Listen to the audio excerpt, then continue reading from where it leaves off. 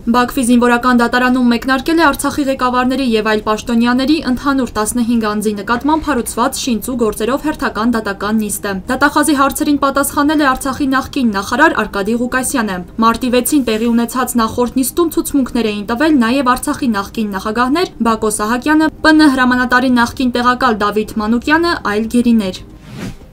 Անհետ կորածների հարցով միջազգային հանձնաժողովը Երևանին եւ Բաքվին առաջարկել է անհետ կորած անձանց հարցով Հայաստանի եւ Ադրբեջանի միջև ԴՆԹ համեմատության անկախ մեխանիզմներ դնել։ Անհետ կորածների հարցերով միջազգային հանձնաժողովը Բաքվում ներկայացրել է իր զեկույցը, որտեղ նշվում է, որ եւ Հայաստանում եւ Ադրբեջանում կան Արցախյան առաջին եւ երկրորդ պատերազմների ժամանակ անհետ կորածներ, իսկ ռազմական գործողությունների տարածքում հայտնաբերված մասունքները կարող են պատկանել երկու կողմերին էլ։ Այս մեխանիզմի ներդրումը նույնականացումը հաստատելու արդյունավետ միջոցներից մեկը կարող է դառնալ, ասվում է զեկույցում։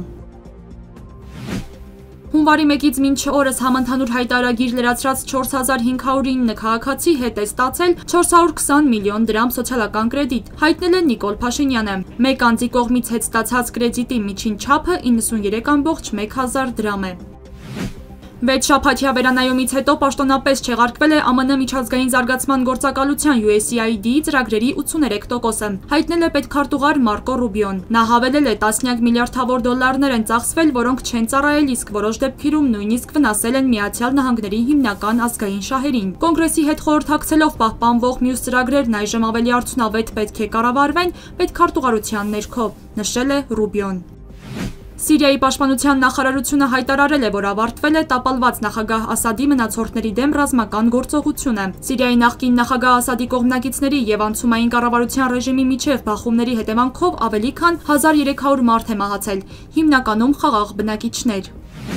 Իրանը նամակ չի ստացել ԱՄՆ-ից Թեհրանի միջուկային ծրագրի շուրջ բանակցությունների առաջարկությամբ։ Այս մասին ամենշաբաթյա մամուլի ասուլիսի ժամանակ հայտարարել է Իրանի արտաքին գործերի նախարարության պաշտոնական ներկայացուցիչ Էսմայիլ Բաղային։ Ավելի վաղ ԱՄՆ նախագահ Դոնալդ Թրամփը հայտարարել էր, թե նամակ է ուղարկել Իրանի գերագույն առաջնորդ Ալի Խամենեիին եւ հավելել, որ կնախընտրեր Թեհրանի հետ գործարք կնքել Իրանի միջուկային ծրագրի շուրջ, այլ ոչ թե փորձել իրանական միջուկային խնդիրը լուծել ռազմական ճանապարհով։